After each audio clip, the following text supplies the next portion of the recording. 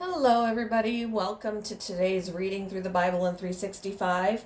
Today we are going to be focusing on Judges chapters 16, 17, and 18, and Luke chapter 7, verses 1 to 30. We're getting started in Judges with chapter 16. One day, Samson went to the Philistine town of Gaza and spent the night with a prostitute. Word soon spread that Samson was there, so the men of Gaza gathered together and waited all night at the town gates. They kept quiet during the night, saying to themselves, "When the light of morning comes, we will kill him." But Samson stayed in bed only until midnight. Then he got up, took hold of the doors of the town gate, including the two posts, and lifted them up, bar and all. He put them on his shoulders and carried them all the way to the top of the hill across from Hebron. Sometime later, Samson fell in love with a woman named Delilah, who lived in the valley of Sorek. The rulers of the Philistines went to her and said, "Entice Samson to tell you what makes him so strong and and how he can be overpowered and tied up securely. Then each of us will give you 1,100 pieces of silver."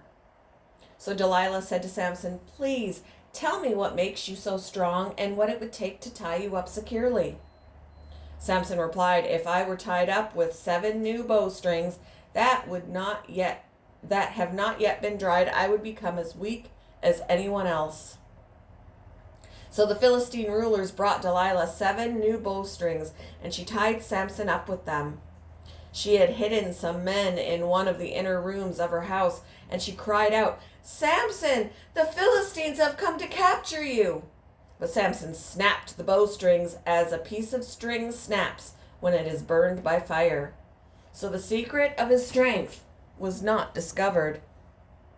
Afterward, Delilah said to him, "You've been making fun of me and telling lies. Now please tell me how you can be tied up securely." Samson replied, "If I were tied up with brand new ropes that had never been used, I would become as weak as anyone else." So Delilah took new ropes and tied him up with them. The men were hiding in the inner room as before, and again Delilah cried out, "Samson, the Philistines have come to capture you." But again, Samson snapped the ropes from his arms as if they were thread. Then Delilah said, "You've been making fun of me and telling lies. Now tell me how you can be tied up securely."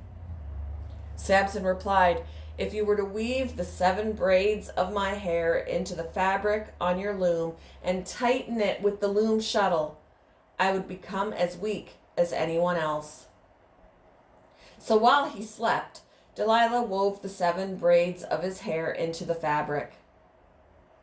Then she tightened it with the loom shuttle, and again she cried out, "Samson, the Philistines have come to capture you." But Samson woke up, pulled back the loom shuttle, and yanked his hair away from the loom and the fabric. Then Delilah pouted, "How can you tell me I love you when you don't share your secrets with me? You've made fun of me 3 times now, and you still haven't told me what makes you so strong." She tormented him with her nagging day after day until he was sick to death of it. Finally, Samson shared his secret with her. "My hair has never been cut," he confessed, "for I was dedicated to God as a Nazirite from birth. If my head were shaved, my strength would leave me, and I would become as weak as anyone else." Delilah realized he had finally told her the truth, so she sent for the Philistine rulers. "Come back one more time," she said, "for he has finally told me his secret." So the Philistine rulers returned with the money in their hands. Delilah lulled Samson to sleep with his head in her lap, and then she called in a man to shave off the 7 locks of his hair. In this way she began to bring him down, and his strength left him. Then she cried out, "Samson, the Philistines have come to capture you." When he woke up, he thought, "I will do as before and shake myself free." But he didn't realize the Lord had left him. So the Philistines captured him and gouged out his eyes. They took him to Gaza, where he was bound with bronze chains and forced to grind grain in the prison. But before long, his hair began to grow back. The Philistine rulers held a great festival, offering sacrifices and praising their god Dagon. They said, "Our God has given us victory over our enemy, Samson." When the people saw him, they praised their God, saying, "Our God has delivered our enemy to us. The one who killed so many of us is now in our power." Half drunk by now, the people demanded, "Bring out Samson so he can amuse us." So he was brought from the prison to amuse them, and they had him stand between the pillars supporting the roof. Samson said to the young servant who was leading him by the hand, "Place my hands against the pillars that hold up the temple. I want to rest against them." Now the temple was completely filled with people. All the Philistine rulers were there, and there were about 3,000 men and women on the roof who were watching as Samson amused them. Then Samson prayed to the Lord, "Sovereign Lord, remember me again. Oh God, please strengthen me just one more time. With one blow, let me pay back the Philistines for the loss of my 2 eyes." Then Samson put his hands on the 2 center pillars that held up the temple. Pushing against them with both hands, he prayed, "Let me die with the Philistines." And the temple crashed down on the Philistine rulers and all the people. So he killed more people when he died than he had during his entire lifetime. Later, his brothers and other relatives went down to get his body. They took him back home and buried him between Zorah and Eshtaol, where his father Manoah was buried. Samson had judged Israel for 20 years. Chapter 17. There was a man named Micah who lived in the hill country of Ephraim. One day he said to his mother, "I heard you place a curse on the person who stole 1,100 pieces of silver from you.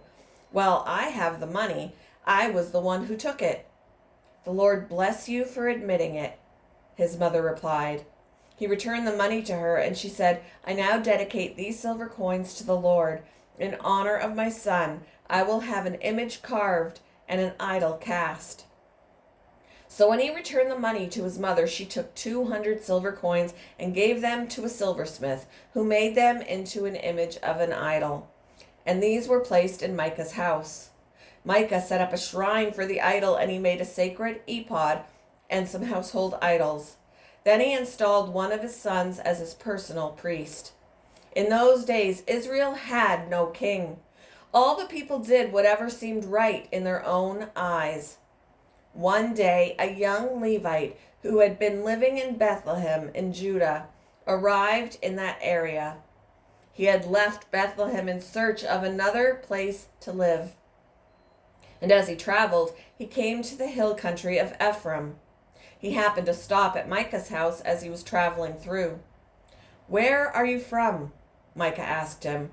He replied, "I am a Levite from Bethlehem in Judah, and I am looking for a place to live." "Stay here with me," Micah said, "and you can be a father and priest to me. I will give you 10 pieces of silver a year, plus a change of clothes and your food." The Levite agreed to this, and the young man became like one of Micah's sons.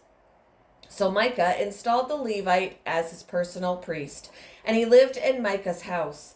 "I know the Lord will bless me now," Micah said, "because I have a Levite serving as my priest." Chapter 18. Now, in those days, Israel had no king, and the tribe of Dan was trying to find a place where they could settle, for they had not yet moved into the land assigned to them when the land was divided among the tribes of Israel. So the men of Dan chose from their clans 5 capable warriors from the towns of Zorah and Eshtaol to scout out a land for them to settle in. When these warriors arrived in the hill country of Ephraim, they came to Micah's house and spent the night there. While at Micah's house, they recognized the young Levite's accent, so they went over and asked him, "Who brought you here, and what are you doing in this place? Why are you here?" He told them about his agreement with Micah and that he had been hired as Micah's personal priest. Then they said, "Ask God whether or not our journey will be successful." "Go in peace," the priest replied, "for the Lord is watching over your journey." So the 5 men went on to the town of Laish, where they noticed the people living carefree lives like the Sidonians. They were peaceful and secure. The people were also wealthy because their land was very fertile, and they lived a great distance from Sidon and had no allies nearby. When the men returned to Zorah and Eshtaol, their relatives asked them, "What did you find?" The men replied, "Come on, let's attack them. We have seen the land and it is very good." "What are you waiting for? Don't hesitate to go and take possession of it. When you get there, you will find the people living carefree lives. God has given us a spacious and fertile land, lacking in nothing." So 600 men from the tribe of Dan, armed with weapons of war, set out from Zorah and Eshtaol. They camped at a place west of Kiriath Jearim in Judah, which is called Ma'ane Dan to this day. Then they went on from there into the hill country of Ephraim and came to the house of Micah. The 5 men who had scouted out the land around Laish explained to the others, "These buildings contain a sacred ephod, as well as some household idols, a carved image, and a cast idol. What do you think you should do?" Then the 5 men turned off the road and went over to Micah's house, where the young Levite lived, and greeted him kindly. As the 600 armed warriors from the tribe of Dan stood at the entrance of the gate, the 5 scouts entered the shrine and removed the carved image, the sacred ephod, the household idols, and the cast idol. Meanwhile, the priest was standing at the gate with the 600 armed warriors. When the priest saw the men carrying all the sacred objects out of Micah's shrine, he said, "What are you doing?" "Be quiet and come with us," they said. "Be a father and priest to all of us. Isn't it better to be a priest for an entire tribe and clan of Israel than for the household of just one man?" The young priest was quite happy to go with them, so he took along the sacred ephod, the household idols, and the carved image. They turned and started on their way again, placing their children, livestock, and possessions in front of them. When the people from the tribe of Dan were quite a distance from Micah's house, the people who lived near Micah came chasing after them. They were shouting as they caught up with them. The men of Dan turned around and said to Micah, "What's the matter? Why have you called these men together and chased after us like this?" "What do you mean, what's the matter?" Micah replied. "You've taken away all the gods I have made and my priest, and I have nothing left." The men of Dan said, "Watch what you say. There are some short-tempered men around here who might get angry and kill you and your family." So the men of Dan continued on their way.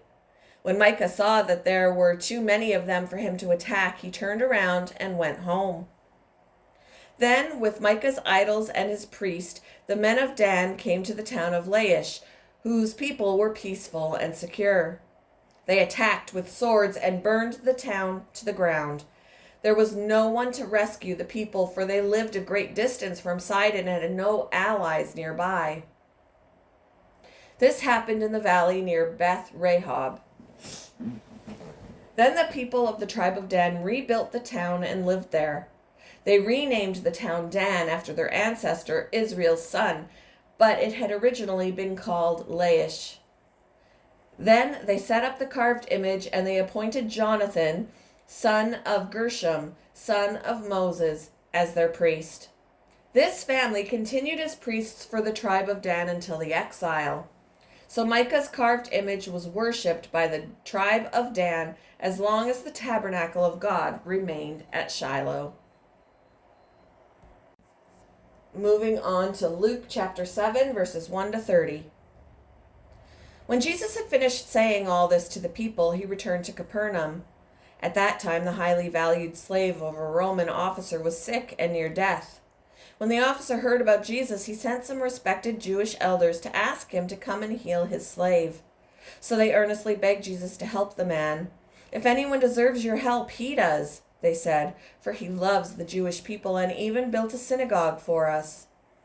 So Jesus went with them. But just before they arrived at the house, the officer sent some friends to say, "Lord, don't trouble yourself by coming to my home, for I am not worthy of such an honor. I am not even worthy to come and meet you. Just say the word from where you are, and my servant will be healed. I know this because I am under the authority of my superior officers, and I have authority over my soldiers. I only need to say, 'Go,' and they go, or 'Come,' and they come. And if I say to my slaves, 'Do this,' they do it." When Jesus heard this, he was amazed. Turning to the crowd that was following him, he said, "I tell you, I haven't seen faith like this in all Israel." And when the officer's friends returned to his house, they found the slave completely healed.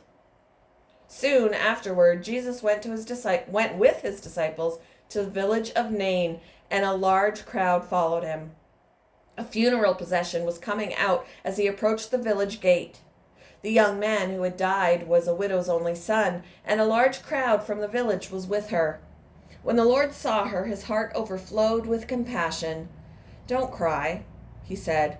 Then he walked over to the coffin and touched it, and the bearers stopped.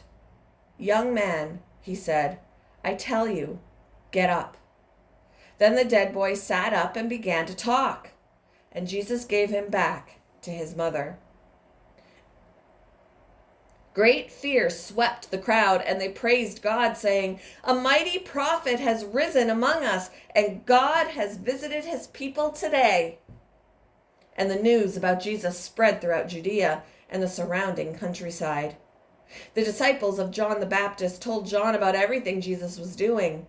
So John called for 2 of his disciples, and he sent them to the Lord to ask him, "Are you the Messiah we've been expecting, or should we keep looking for someone else?" John's 2 disciples found Jesus and said to him, "John the Baptist sent us to ask, 'Are you the Messiah we've been expecting, or should we keep looking for someone else?'" At that very time, Jesus cured many people of their diseases, illnesses, and evil spirits, and he restored sight to many who were blind. Then he told John's disciples, "Go back to John and tell him what you have seen and heard. The blind see, the lame walk. Those with leprosy are cured, the deaf hear, the dead are raised to life, and the good news is being preached to the poor." And he added, "God blesses those who do not fall away because of me."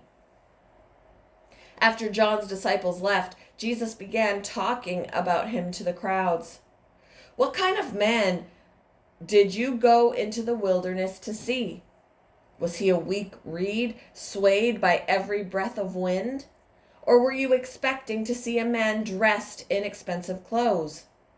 No, people who wear beautiful clothes and live in luxury are found in palaces. Were you looking for a prophet? Yes, and he is more than a prophet. John is the man to whom the scriptures refer when they say, 'Look, I am sending my messenger ahead of you, and he will prepare your way before you.' I tell you, of all who have ever lived, none is greater than John. Yet even the least person in the kingdom of God is greater than he is."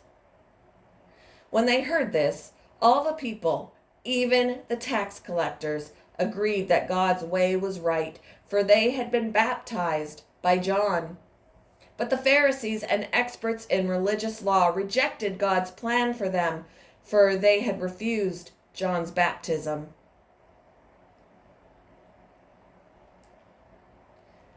Thank you for joining me for today's reading through the Bible in 365. I hope you all have a wonderful Friday, and I will see you in the next one, guys. Bye.